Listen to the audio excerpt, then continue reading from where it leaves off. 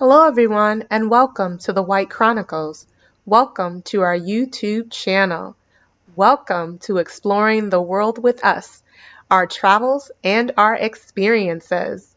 Be sure to like, share, and subscribe to our YouTube channel. Thank you so much for joining us. Enjoy the show.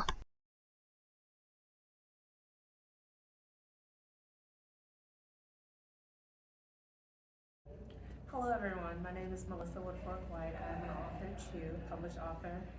I've been writing my entire life. My parents always instilled that for us to love what we do and then do what we love, and writing has always been that way. I'm actually a veteran educator, almost 30 years. My specialty is in education, instructional, teaching, and also writing. So if your kiddos were in my classroom, I taught them how to write. And so, and I also teach adults how to write. I'm a graduate of Howard University in Washington, D.C., and I'm also a graduate of the University of Southern California in Los Angeles. In addition, I have a certificate in school management and leadership from Harvard University. I love writing. The book that I have multiple publications too. So this is my first book. It's Poetry, My Life, a collection of short story poems. It's something that everybody can relate to. Life, love, happiness, sadness, death, everything. And so it's one of those that you don't have to read it in order. When you look at the table of contents, you can actually go to where you want to go in the book and just read it however you want to read it. And so my next publication was my journey teaching and living in Riyadh, Saudi Arabia, because I've also taught in the Middle East, in France, and also in England. And with that being said, my latest publication is called My Education, Authentic Teaching. I am a nonfiction writer, but I started off because I have a love for poetry. So when I first started off, it was publishing my poetry, and now it's really just educating about my career, my experiences, and so forth. My newest publication is going to come out later this year. I saw a need in education, not just in children, but also in adults, for financial literacy. So that book that's coming out later this year, it teaches you about financial literacy to help you reach that financial freedom. We get into savings, investing, credit, taxes, the whole nine. So thank you so much. I'm happy to be here.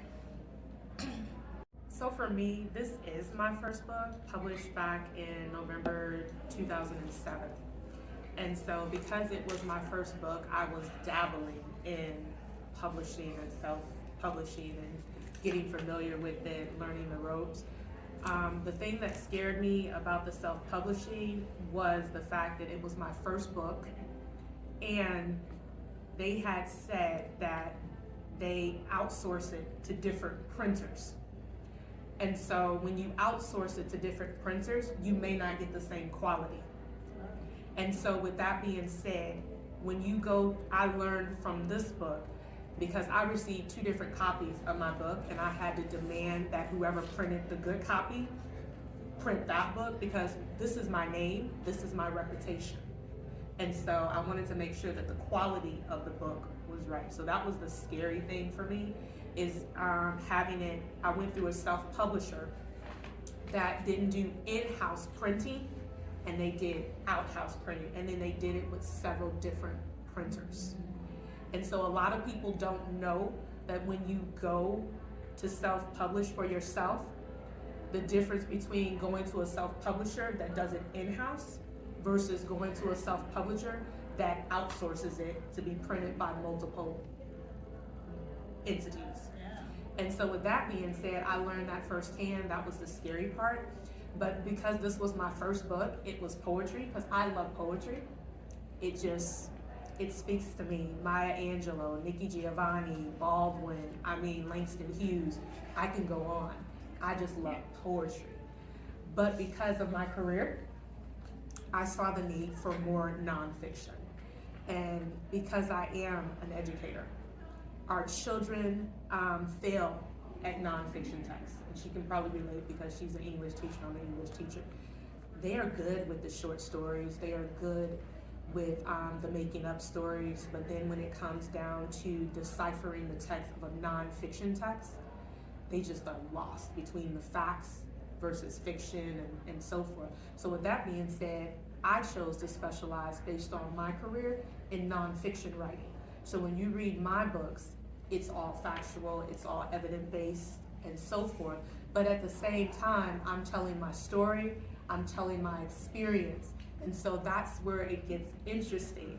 I mentioned that my second book that I published, I went with a self-publisher that was in-house. Because remember I said that that was my scary with being a self-publisher and not knowing who was all printing my book. So when I learned that from my first book, my second book, when I printed it, self-published it, I went with a publisher that did everything in-house. So no matter who ordered the book, whether it was coming from Barnes & Nobles, Amazon, BookBaby, Books A Million, Walmart, Target, so forth, my books are all over. So whether it was coming from them, it was the same quality of book that everybody that purchased my book received. So that's one of the things that, to answer your question about the scary, is knowing the difference between when you go to research and select a self-publisher based on whether or not you have to research whether or not they do all of the in-house printing for your book or do they outsource it. And then when they outsource it, that may be a problem with the quality of the books that people are, they're not gonna get the same quality because it's multiple people printing them. Called Real Love.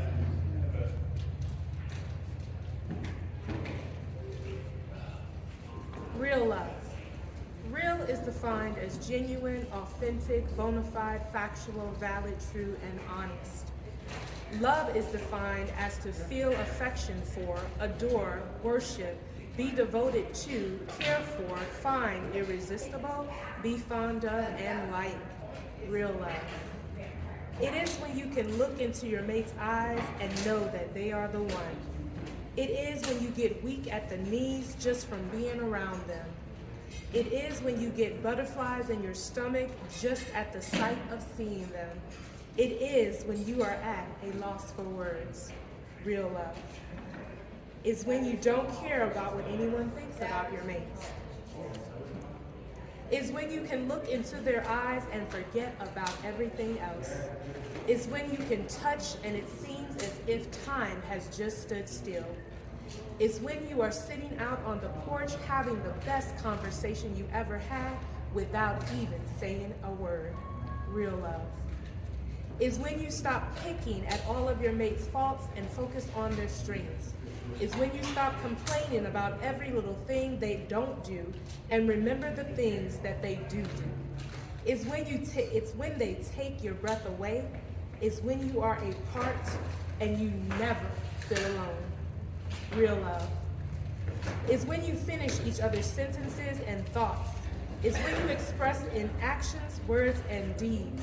It's when you hold them in your arms and never want to let them go. It's when you can imagine life without them. It's when you can't imagine life without them. Real love. Love is patient. Love is kind. Love is not envious or boastful or arrogant or rude. It does not insist on its own. It is not irritable or resentful. It does not rejoice in wrongdoing, but rejoices in the truth. It bears all things, believes all things, hopes all things, and endures all things. Love never fails. 1 Corinthians 13, 4-8a. That's real love.